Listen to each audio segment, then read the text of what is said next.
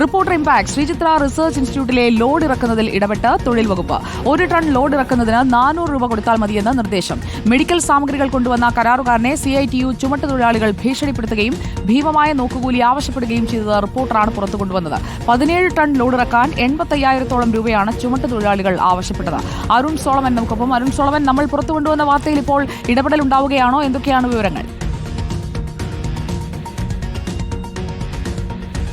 സുജയ, ഇക്കഴിഞ്ഞ ശനിയാഴ്ചയാണ് ഗുജറാത്ത് ആസ്ഥാനമായി പ്രവർത്തിക്കുന്ന ഫാബ്ടെക് എന്ന് പറയുന്ന കമ്പനിയിലെ കരാറുകാരൻ ഒരു ലോഡുമായിട്ട് പൂജപ്പുരയിൽ പ്രവർത്തിക്കുന്ന ശ്രീചിത്രയുടെ റിസർച്ച് സെന്ററിൽ എത്തിയത്. എന്നാൽ ഇവിടത്തെ CITU ചുമട്ടുതൊഴിലാളി പ്രവർത്തകർ ഈ ലോഡ് ഇറക്കാൻ അനുവദിച്ചിരുന്നില്ല. ഭീമമായിട്ടുള്ള ഒരു തുക ഈ കരാറുകാരനോട് ആവശ്യപ്പെടുകയായിരുന്നു. ഒരു ടണ്ണിന് 4,972 രൂപയാണ് ചുമട്ടുതൊഴിലാളി യൂണിയൻ ആവശ്യപ്പെട്ടത്. അങ്ങനെ വരുമ്പോൾ 85,000-ഓളം രൂപ ഈ കരാറുകാരൻ കൊടുക്കേണ്ടുന്ന ഒരു സാഹചര്യമുണ്ടായി. തുടർന്ന് ഇദ്ദേഹം പൂജപ്പുര പോലീസ് സ്റ്റേഷനിൽ പോയി പരാതി കൊടുത്തെങ്കിലും പരാതി സ്വീകരിക്കാൻ പോലീസ് തയ്യാറാകാത്ത ഒരു ഘട്ടത്തിലാണ് നമ്മൾ ഈ വാർത്ത പുറത്തു കൊണ്ടുവന്നത്. നിലവിൽ പോലീസ് വ്യക്തമാക്കിയത് ലേബർ ഡിപ്പാർട്ട്മെന്റുമായി ബന്ധപ്പെട്ടുള്ള വകുപ്പുകൾ സംബന്ധിച്ചുള്ള നിയമം പോലീസിന് അറിയില്ല. അതുകൊണ്ട് തന്നെ ഈ ലേബർ ഡിപ്പാർട്ട്മെന്റുമായി ബന്ധപ്പെടാനാണ് പോലീസ് നൽകിയ നിർദ്ദേശം.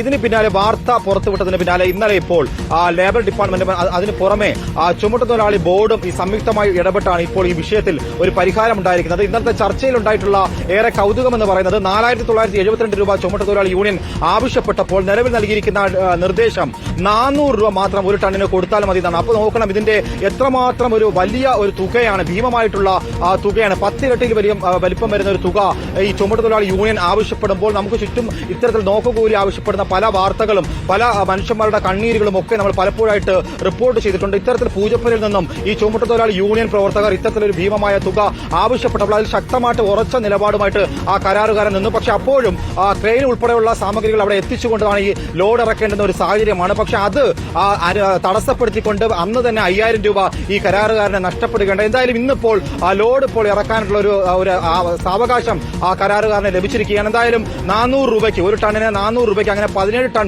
ലോഡ് ഇന്നിപ്പോൾ ശ്രീചിത്രയുടെ റിസർച്ച് സെന്ററിലെ ലേബ് നവീകരണവുമായി ബന്ധപ്പെട്ടുള്ള മെഡിക്കൽ എക്യുപ്മെന്റ്സ് ആണ് ഈ ലോഡിലുള്ളത്. എന്തായാലും ആ ലോഡ് ഇന്ന് ഇറക്കുമെന്നുള്ളത് എന്തായാലും ഒരു സന്തോഷകരമായിട്ടുള്ള വാർത്തയാണ് സുജയ.